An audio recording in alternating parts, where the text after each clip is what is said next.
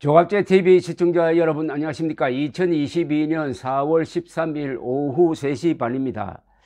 오늘 오후 윤석열 대통령 당선인은 한동훈 검사장을 법무부 장관 후보자로 지명했습니다.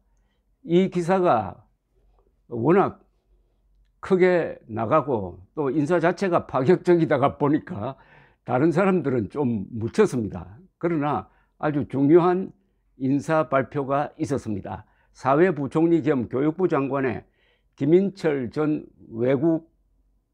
한국외대 총장, 외교부 장관의 박진 의원, 통일부 장관의 권영세 의원을 각각 지명했습니다.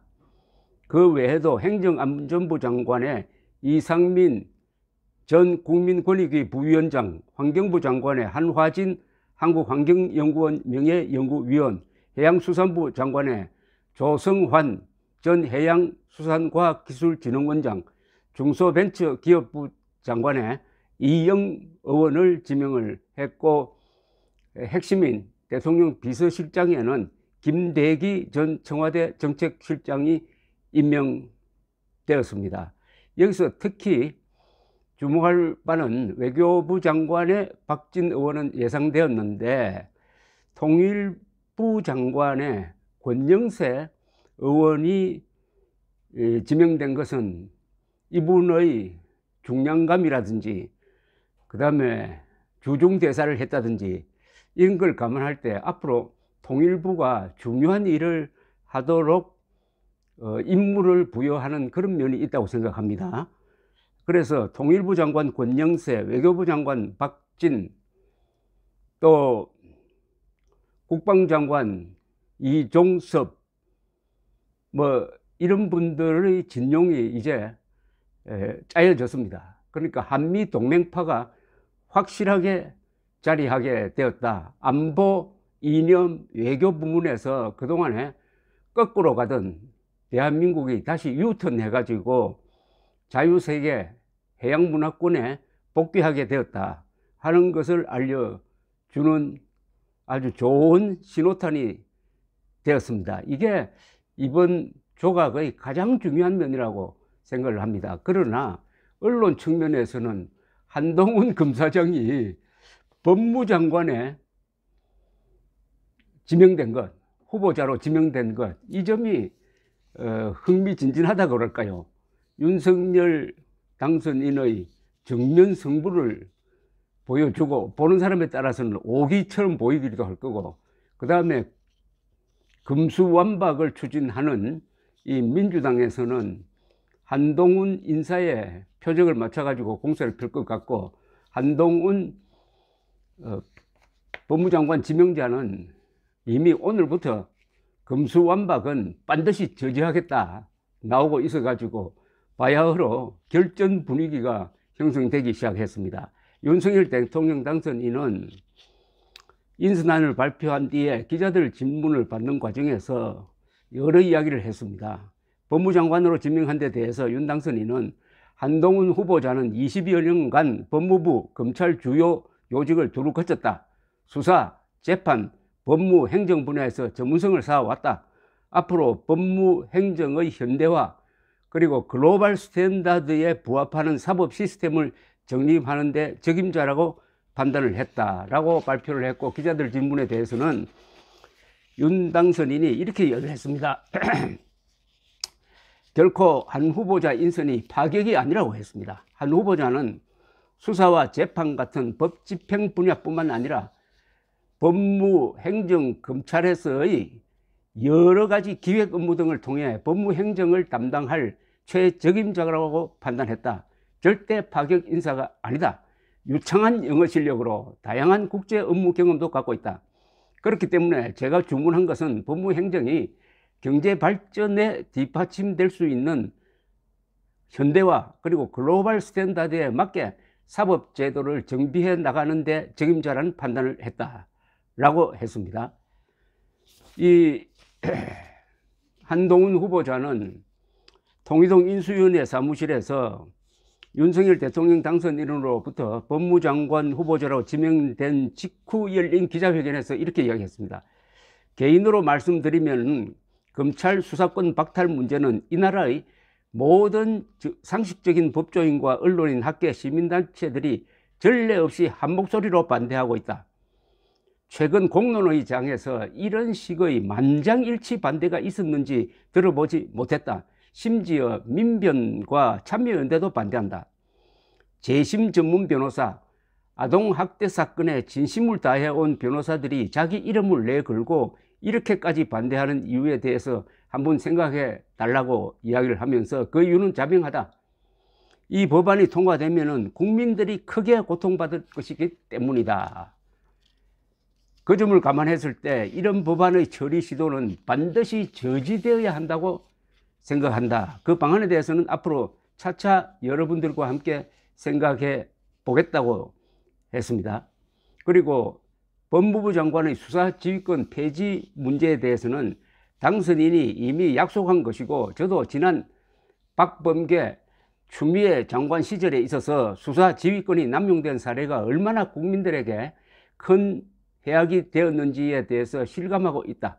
제가 장관에 취임하더라도 구체적인 사건에 대한 수사지휘권을 행사하는 일은 없을 것이라고 했습니다. 그리고 검찰개혁 과제에 대해서 검찰이라는 게 딴 게 없다. 진영에 상관없이 법과 상식에 따라 나쁜 사람들을 잘 잡으면 된다 라고 했습니다. 윤석열 측근으로 분류되는 자신이 후보자로 지명된 데 대해서도 제가 검찰과 법무부에서 근무하는 동안에 상식과 정의에 맞게 일하려고 노력했다고 자부한다.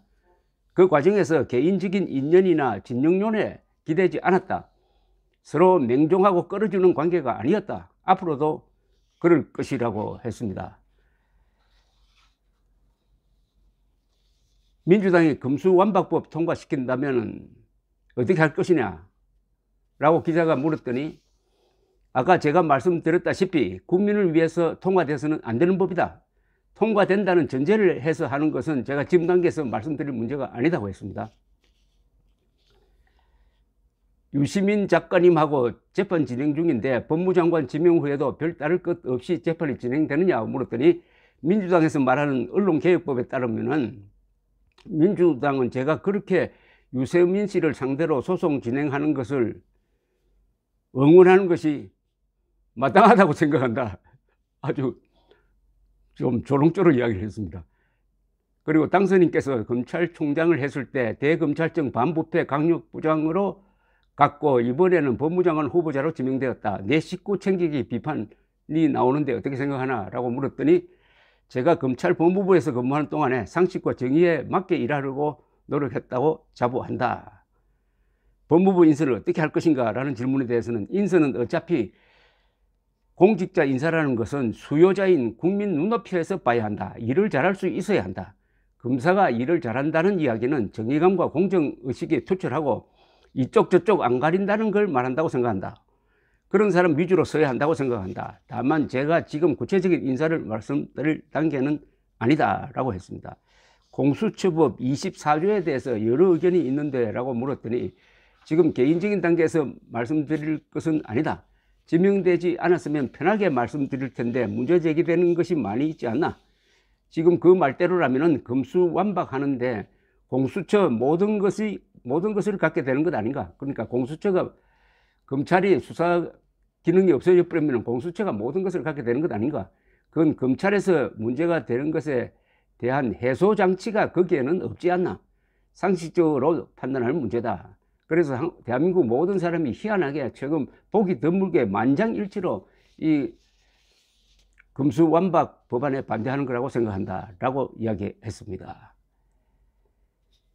이 한동훈 씨는 지난 한 3년 동안 거의 모든 국민들이 알 정도로 유명해졌습니다.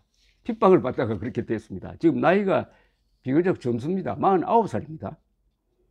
역대 가장 나이 어린 나이로 검사장이 되었다고 합니다. 최연소 법무장관 기록도 이제 남기게 되었는데, 1998년 사법연수원을 수료해서 공군 법무관을 거쳐서 2001년부터 서울지검에서 검사 생활을 시작을 했습니다. 2003년 SK 주식 부당거래 사건을 맡아 최태원 SK그룹 회장을 구속하면서 특수검사로서의 이름을 알리기 시작을 했고, 미국 컬럼비아대 로스쿨 연수를 다녀왔다고 합니다. 그래서 윤석열 당선인이 영어를 잘한다라고 한 것 같아요. 2006년 대검찰청 중앙수사부 검찰연구관으로 일하면서 론스타의 주가 조작, 현대차 비자금 사건 등을 수사를 했습니다. 2016년에는 서울중앙지검 공정거래조사부장을 역임한 이후 검찰 부패범죄특별수사단에도 몸을 담았고, 이른바 국정농단 사건 수사에도 관여를 해서 국정원장 3명을 정부 특활비 횡령 사건으로 기소했고, 최경환 전 장관 뇌물 구속 사건 등을 수사해 왔습니다. 이 국고손실죄를 적용한 데 대해서는 여러 반론도 많습니다. 2017년부터 서울중앙지검 3차장 검사로 윤 당선인을 보좌를 했고, 이명박 전 대통령 등 이른바 적폐청산 수사와 사법행정권 남용 의혹, 삼성바이오로직스의 회계부정 의혹 사건 등을 수사를 했고, 조국 전 법무장관 일가 수사를 지휘하면서 현 정부와 틀어지면서 좌천을 했으며, 이른바 채널A 사건의 공범으로 지목돼 가지고 그동안 고초를 겪었지만 결국 이거는 무혐의 결정을 났습니다. 이 채널A 사건의 공범, 채널A 사건, 채널A 기자가 한동훈 검사와 짜고 여권에 불리한 정보를 흘렸다든지 뭐 하는 것은 완전한 모함으로 밝혀졌고, 여기에 앞장섰던 MBC라든지